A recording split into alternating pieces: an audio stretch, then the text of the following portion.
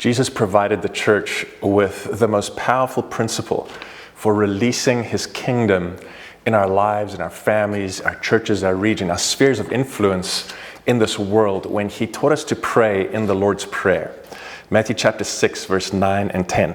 Our Father in heaven, hallowed be your name. Your kingdom come, your will be done on earth as it is in heaven. There are a few very powerful principles packed together in this short excerpt from the Lord's Prayer.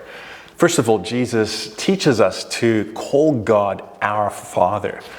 What a powerful thing that we as God's people are able to call the architect of the universe our Father. This place of intimacy is our ultimate position of power in this life. The next thing that follows logically from that is hallowed be your name.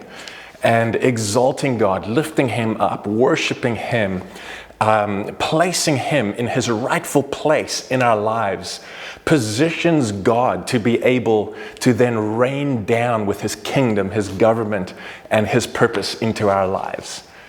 The third thing, though, that I want to focus in on in this excerpt from the Lord's Prayer is where Jesus teaches the church to pray, your kingdom come, your will be done on earth as it is in heaven.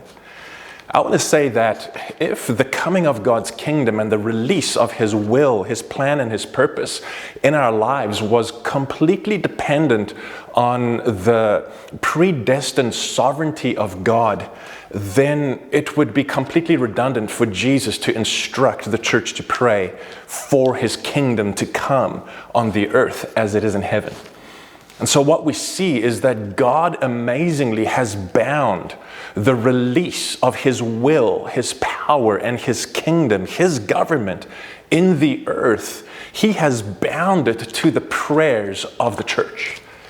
And this then means that when the church does not rise up to pray in obedience to this instruction of Jesus to pray, your kingdom come, your will be done, that there will then therefore be a lack of God's kingdom, his will, and his purpose being released in our lives and our spheres of influence.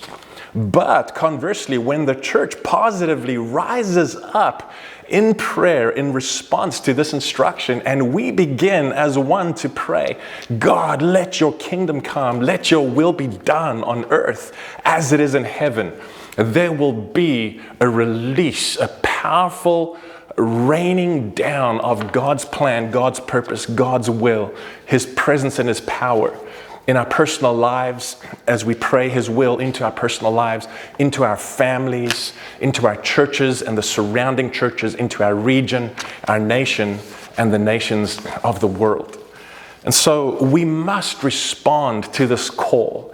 And this strategy, which we call Man the Gates, as a prayer strategy, exists to call the church out of prayerlessness, to call the church out of spiritual passivity, and to challenge every believer to stand up, to step up, and to man the gates in the spiritual realm by committing 1 hour once a week, according to your schedule and your ability, to step up and man the gates in prayer, in worship, and in spiritual warfare. And so we want to encourage every one of you to pick 1 hour once a week on a day that works for your schedule, for your family schedule, and to sign up on the form that will be provided as to let us know when you will be praying, because we want to continue to communicate and to interact and to encourage you as you step up to man the gates in worship and in spiritual warfare prayer for God's kingdom to be released in your and our collective spheres of influence. And so we want to mobilize God's heavenly prayer force in the earth. We want to get the church to stand up on its feet and to be the church that Jesus called us to be, that will usher in his kingdom in our lives, in our generation, in the region where he has planted us. We're not called to flee from the darkness and go and find sunshine somewhere else. We are called to take our stand and to ascend the hill of the Lord and to call his kingdom down through prayer. And so this challenge exists to call you to take 1 hour once a week And you can sign up as an individual. You can sign your family up and have a family time of worship and prayer once a week. You can connect with some friends or with a prayer group and sign up together and communicate with us by filling in the form, letting us know when you'll be praying so we can be in touch.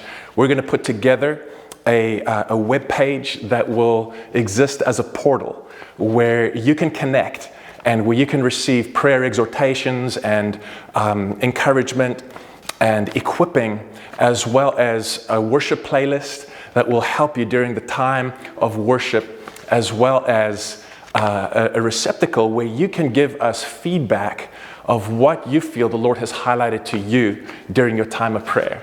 And so please go ahead, fill in the form, and let us know when you'll be praying, and we'll see you at the portal. God bless.